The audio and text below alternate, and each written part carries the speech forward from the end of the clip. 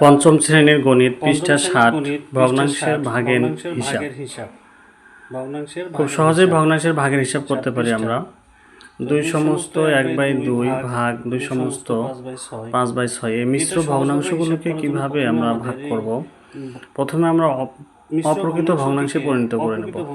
তাহলে 2 2 4 একে যোগ করলে কত 5 5/2 ভাগ 6 2 12 আর 5 কত 17 17 ভাগ হলো 6। তো এখন এই ভাগটা কি হয়ে যাবে? গুণ হয়ে যাবে। যখন গুণ হয়ে যাবে পরের ভগ্নাংশটা এটা উল্টে যাবে, 6 উপরে যাবে আর 17টা আসবে নিচে। তাহলে 5 ভাগ হলো কত 2, এটা প্রথম ভগ্নাংশ ঠিকই থাকবে, ভাগটা গুণ হয়ে যাবে, 6 যাবে উপরে, নিচে আসবে কত 17। 2 6 ভিতরে ভাগ যায়, 2 দ্বারা 6 দ্বারা ভাগ করলে কত হবে? 3 2 6। তাহলে উপরে 3 5 কত 15 আর নিচে কত? এখানে 1 আছে, 17কে 17।